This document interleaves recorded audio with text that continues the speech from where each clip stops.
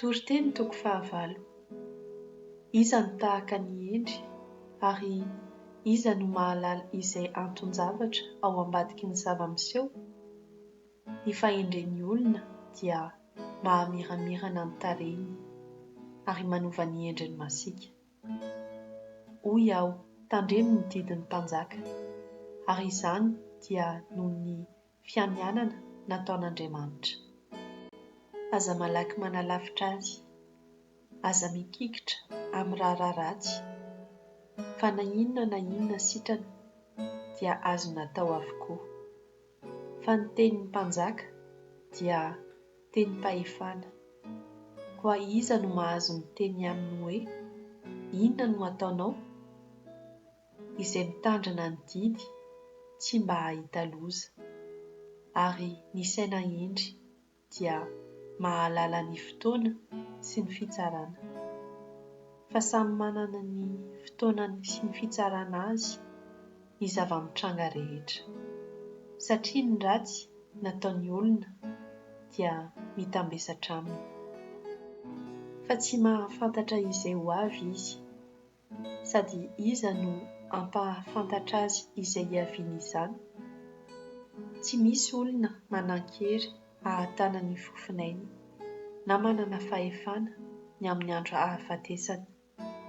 Tsy misy afa-miala rehefa misy ady, ary ny ratsy fanahy dia tsy ho voavonjy ny ara-tsim-panahiny.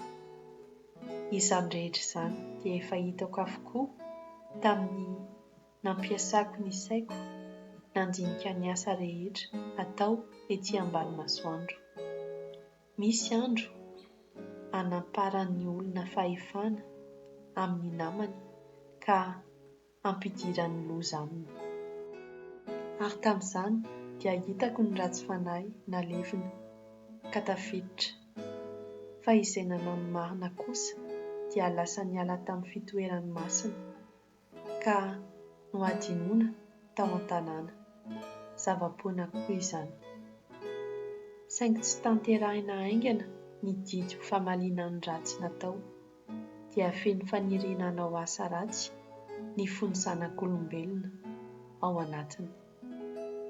Eny, fa na manao asa ratsy injato aza ny mpanota ka ela velona ihany, dia fantatro kosa fa hisy soa ho an'izay matahotra an'Andriamanitra.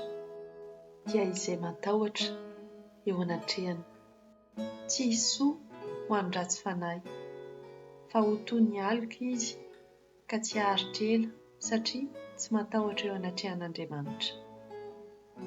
Izao koa no zava-poana izay atao ety ambonin'ny tany. Misy olo-marina hiaran-javatra izay tokony ho anjaran'ny ratsy fanahy, ary misy ratsy fanahy mahazo izay tokony ho anjaran'ny marina. Hoy aho, izany koa dia zava-poana. Dia noderaiko ny fifaliana satria tsy misy mahasoa ny olona ety ambany masoandro, afa-tsy ny mihinana sy ny misotro ary ny miravoravo, ka izany no anaradia azy amin'ny fisasarany mandritra ny andro iainany izay omen'Andriamanitra azy ety ambany masoandro. Raha nampiasaiko ny saiko hahalala fahendrena, tsy hahita ny asa tao ety ambonin'ny tany, satria misy tsy mahita torimaso na andro na alina, dia hitako avokoa ny asan'Andriamanitra, fa tsy takatry ny sain'ny olona ny asa tao ety ambany masoandro. Koa na dia mikely aina hitady izany aza ny olona, tsy ho hitany. Eny, raha milaza ahafantatra izany aza ny endry, dia tsy izy ahazony mamantatra izany akory.